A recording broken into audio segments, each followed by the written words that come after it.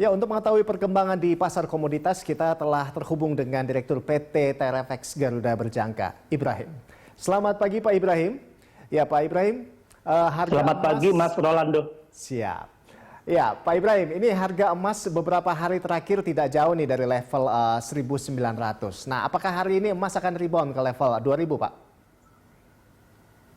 Ya, bisa saja harga emas akan rebound ke level 2000 apabila stimulus di Amerika yang nanti malam akan ada voting ya di Kongres tentang stimulus sebesar 2 triliun.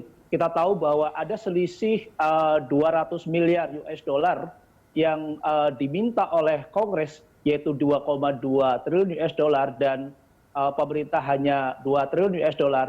Ini ada perbedaan yang cukup mencolok di mana Presiden Trump terus menginginkan bahwa stimulus itu hanya 2 triliun US dollar. Nah, untuk menentukan apakah stimulus 2 triliun US dollar ini akan diterima oleh Kongres itu menunggu nanti malam akan ada voting di Kongres. Nah, kita juga tahu bahwa di Kongres partai pendukung Trump itu lebih banyak, ya sehingga apa? Sehingga ada kemungkinan bahwa stimulus tersebut akan dimenangkan oleh partai politik di Kongres yang mendukung pemerintah. Tetapi kita pun juga harus tahu bahwa ada masalah yang lebih mencolok kembali, yaitu tentang masalah Brexit, ya di mana Inggris dan Uni Eropa sampai saat ini masih ada perbedaan yang cukup mencolok, terutama adalah di perikanan dan pertanian, ya di mana Boris Johnson masih tetap kekeh ya dengan prinsip-prinsip yang mereka miliki, sedangkan Uni Eropa sendiri tetap kekeh dengan klausal-klausal yang ada. Nah, sehingga apa? Akan ada tarik-menarik antara stimulus di Amerika dan masalah Brexit di Inggris dan Uni Eropa. Nah, di sisi lain pun juga kita tahu bahwa COVID-19 saat ini baik di Eropa maupun Amerika Utara terus merajalela. Kita tahu banyak kota-kota besar di Eropa dan di Amerika Utara yang melakukan lockdown. Ini akan menandakan bahwa perekonomian kemungkinan besar akan kembali lagi mengalami perlambatan. Kita tahu dilihat dari data manufaktur di Eropa dan Amerika ini tidak membanggakan, ya sehingga apa? Sehingga ini pun juga bisa dijadikan alasan untuk emas untuk kembali lagi rebound.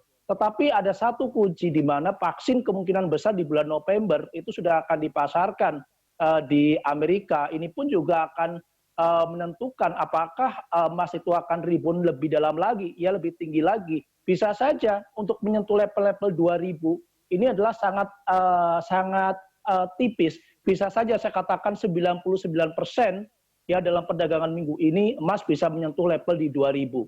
Itu Mas Rolando. Nah, selanjutnya untuk seperti apa sikap investor untuk komoditas emas nih? Saran dari Anda seperti apa nih Pak? Apakah jangka pendek atau jangka panjang ini? Iya, kalau mau investasi di emas, sebaiknya secara jangka panjang, ya di mana bahwa emas ini akan mengalami kenaikan yang cukup signifikan. Ini bisa saja dalam waktu 5 tahun sampai 9 tahun. Tetapi kalau jangka pendek, ini emas ini terjadi fluktuasi karena ada event-event tertentu di mana stimulus yang akan digelontorkan oleh Bank Sentral Amerika, kemudian Bank Sentral Eropa juga akan menepati janjinya 750 miliar ini yang miliar euro ini yang kemungkinan besar akan mengangkat sentimen positif. Nah, bagi nasabah sendiri kalau bisa untuk saat ini wait and see dulu, menunggu harga emas kembali lagi terkoreksi. Kemungkinan besar ini masih akan ada koreksi-koreksi karena apa? Pasar selalu membicarakan tentang masalah vaksin, ya sehingga apa? Sehingga investor disarankan adalah untuk wait and see saat ini, Mas.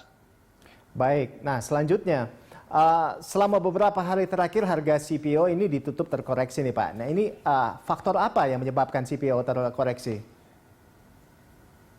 Ya, harga CPO sudah terlalu tinggi. Wajar kalau seandainya mengalami koreksi. Kita tahu bahwa salah satu importir terbesar kedua di dunia adalah India.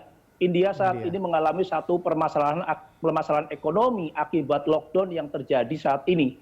Nah, kita tahu bahwa konsumsi masyarakat di India terus mengalami penurunan sehingga menyebabkan permintaan untuk CPO kembali lagi mengalami penurunan. Nah, di sisi lain pun juga bahwa lonjakan kasus COVID-19 yang terjadi saat ini sudah mencapai di atas 40 juta. Ini pun juga mengakibatkan penurunan ya impor untuk CPO baik dari Malaysia maupun Indonesia. Sehingga sangat wajar kalau seandainya harga CPO kembali lagi mengalami koreksi. Nah, di sisi lain pun juga bahwa turunan dari minyak CPO adalah minyak mentah dunia pun juga mengalami satu koreksi ya yang cukup tajam.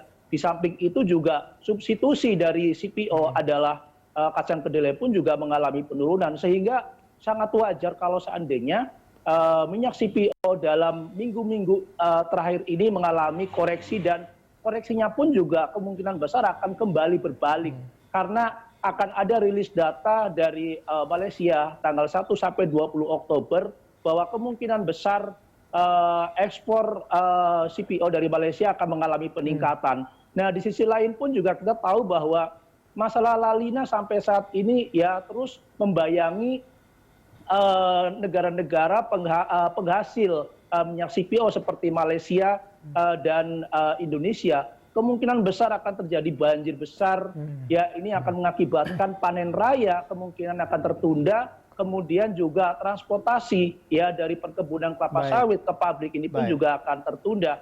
Nah, ini yang sebenarnya nanti akan mengangkat sentimen positif terhadap minyak CPO ke depannya. Itu, Mas.